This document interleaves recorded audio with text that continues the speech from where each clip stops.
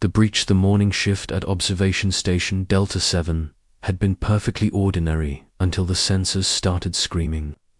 Lieutenant Urixtal, a four-armed Zenthari operator, stared at the displays with growing horror as impossible readings flooded the screens. Something massive had just crossed into the Nexus Zone, a region of space that had been quarantined for over 3,000 years. The alarms echoed through the crystalline corridors of the station, their piercing wails sending every being aboard into immediate panic. The Nexus Zone was forbidden territory, sealed by the ancient covenant of worlds after the last expedition to explore it had vanished without trace. No ship, no probe, no signal had ever returned from its swirling purple mists. Urixtal's claws clicked frantically across the control panels as she tried to focus the long-range sensors. What she saw made her breath catch in her throat. A human vessel, sleek and dark as the void between stars, was moving steadily through the zone's outer barriers. The ship was enormous, easily twice the size of a standard dreadnought, with a hull that seemed to absorb light rather than reflect it. The identification beacon was weak but clear: UES Prometheus. Registration: Human Colonial Fleet. Status: lost with all hands 53 years ago. Impossible, Urixtal whispered, her secondary arms trembling as she activated the emergency broadcast system. Within minutes, the signal would reach every major world in the galaxy. An emergency council session would be called. Fleets would mobilize. The carefully maintained peace of the galactic community would shatter like glass. On the bridge of the UES Prometheus, Captain Elena Vasquez stood motionless before the main view screen, her weathered face illuminated by the eerie purple glow of the Nexus Zone. Her crew moved with quiet efficiency around her, their faces grim with determination. They all knew what they had come here to do. They all knew the price that might be demanded.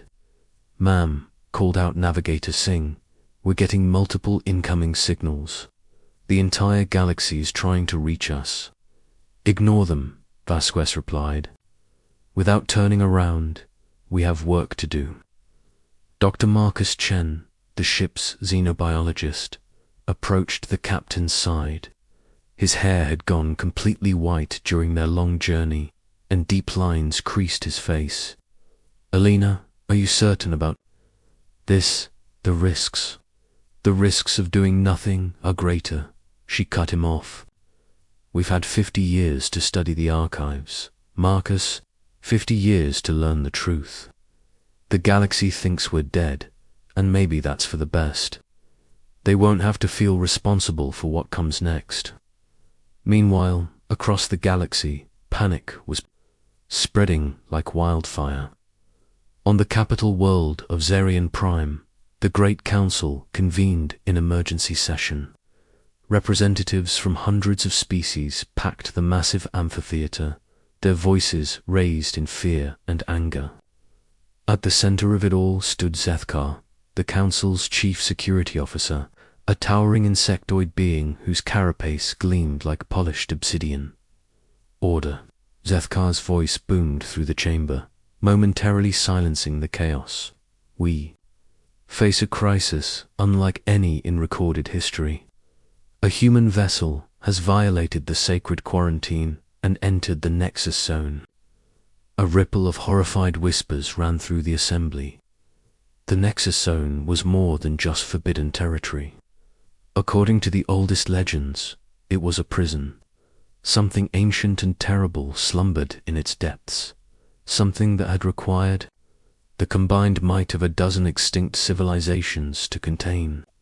"Surely the humans don't know what they're doing," called out Ambassador Triansa, her crystalline features refracting the chamber's light into dancing rainbows. "We must warn them, bring them back before it's too late." "We've tried," Zeth replied grimly. "They're not responding to any communications." Long-range scans show the vessel continuing deeper into the zone's core. On the mining world of Kappa 7, families gathered around public screens, watching in terrified fascination as news feeds showed grainy footage of the human ship. Children pressed close to their parents, sensing the fear of their elders without understanding its source. In the great libraries of the scholar worlds, ancient texts were being pulled from their vaults. Desperate researchers searching for any clue about what might happen if the zone's guardian was disturbed.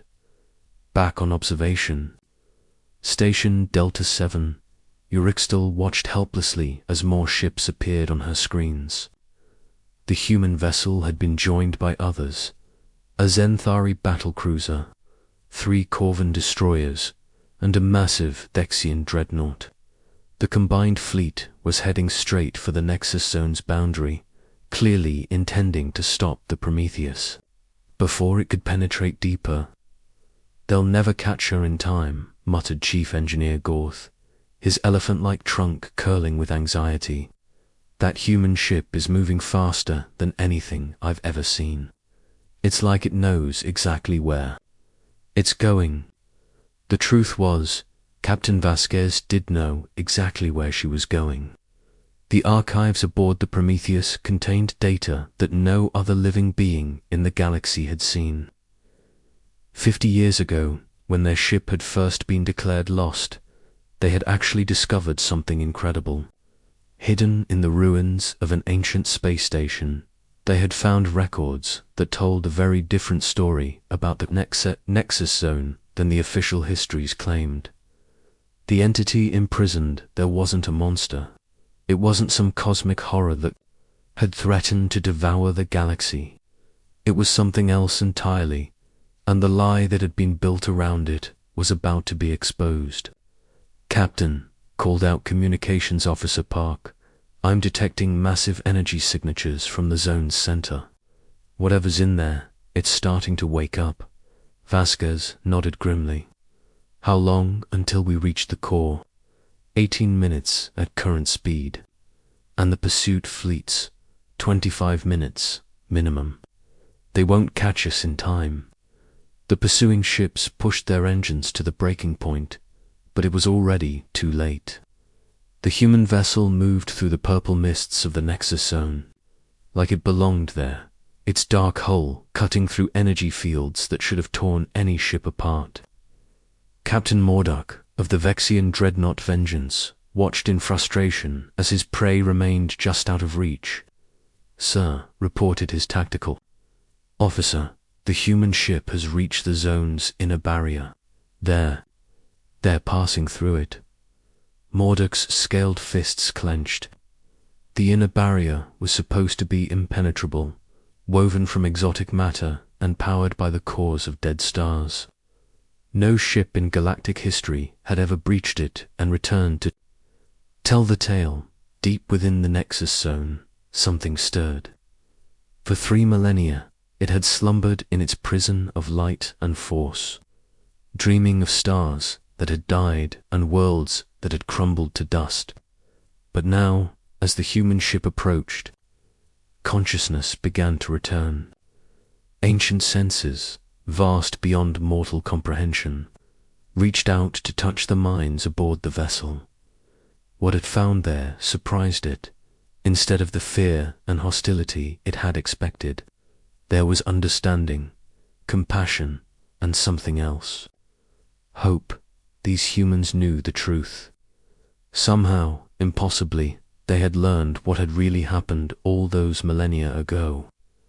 "Captain," Dr. Chun's voice was tight with excitement and terror. "I'm reading massive psionic activity from the zone's center.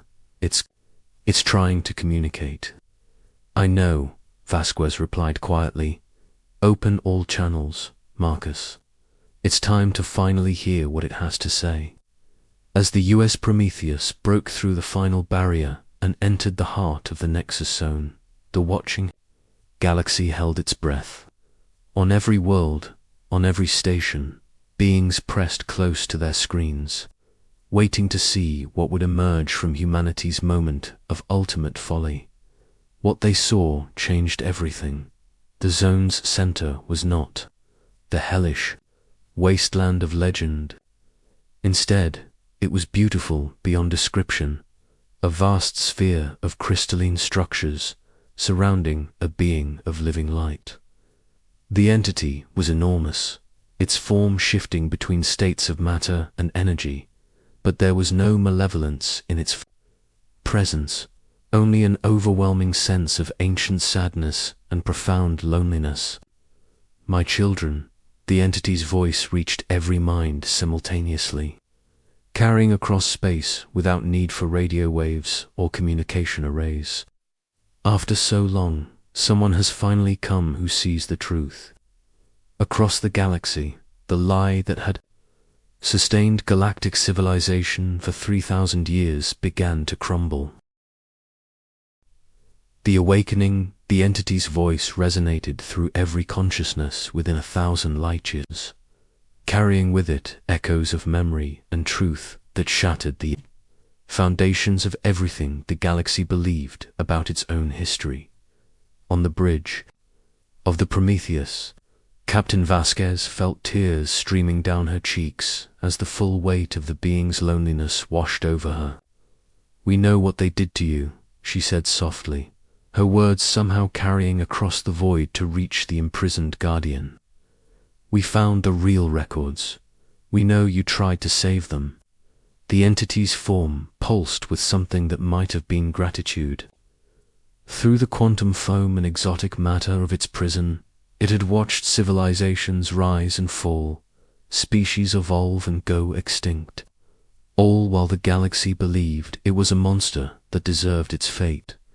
The truth was far different and infinitely more tragic. 60 million years ago, when the galaxy was young and filled with species that no longer existed, a cosmic plague had emerged from the dark matter between galaxies. It consumed entire star systems, turning living worlds into lifeless husks. The entity, then known as the Harbinger, had been one of the galaxy's greatest guardians, a being evolved from the collective consciousness of 1,000 peaceful species. The Harbinger had fought the plague for millennia, sacrificing layer after layer of itself to contain the infection. It had saved countless worlds, protected billions of lives, and finally succeeded in driving the plague back to the void. But the effort had changed it, made it alien and strange to the younger species that emerged in the plague's wake. Fear replaced gratitude. Suspicion grew where trust had once flourished. The younger species, led by the ancient predecessors of today's galactic powers, decided that the Harbinger itself was the threat. They built the Nexus Zone as a prison, trapping their former savior in a web of exotic energy and false history. "The pursuing fleets are approaching the outer barrier," reported Navigator Singh. "They're demanding we withdraw immediately." Captain Vasquez looked at the tactical display, where dozens of alien warships had formed a barrier around the zone's perimeter. More were arriving every hour, including the massive dreadnoughts of the Core Worlds Alliance. If this went badly, humanity might find itself at war with the entire galaxy. "Harbinger," she said quietly, "they're afraid. They don't understand. Can you help us show them the truth?" The ancient being's response came not in words, but in a flood of shared memory. Every person on every ship, every being watching through the broadcast feeds, suddenly experienced the Harbinger's memories as if they were their own. They felt the cosmic plague's hunger, the desperation of dying worlds, the overwhelming love that drove the Harbinger to sacrifice everything for species it had never met. They saw the truth of the ancient war, not through the filtered lens of official history, but as it had actually happened. They experienced the Harbinger's confusion and pain as its former allies turned against it, witnessed the construction of the prison that would hold it for 3 millennia, felt the crushing loneliness of its long vigil on the Dexian dreadnought. Vengeance. Captain Morduk stumbled backward from his tactical display, his scaled face pale with shock. Around him, his crew stared at each other in horrified understanding. Everything they had been taught about their civilization's greatest triumph was a lie. "Sir," his communications officer whispered, "we're receiving stand-down orders from Dexian High Command. All forces are to maintain position but not engage." Similar scenes played out across the gathered fleet. The shared memory had reached everyone, and with it came the inescapable truth that their ancestors had committed one of the greatest injustices in galactic history. On Zarian Prime, the Great Council chamber had fallen silent. Ambassador Trinsa knelt on the crystalline floor, her leech-refracting form dim with shame. Around her, representatives from dozens of species struggled to process the magnitude of their civilization's founding lie. Zethkar's voice cut through the silence like a blade. 3,000 years, he said, his insectoid features twisted with disgust. For 3,000 years, we've celebrated our ancestors' victory over a monster. But they weren't heroes. They were cowards who imprisoned their own savior. Dr. Chen worked frantically at his console aboard the Prometheus, studying the readings that poured in from every sensor array on the ship. "Captain, I'm detecting massive structural changes in the zone's containment grid. The Harbinger's awakening is destabilizing the entire prison matrix. Will it hold?" Vasquez asked. "Not for long, maybe hours, at most.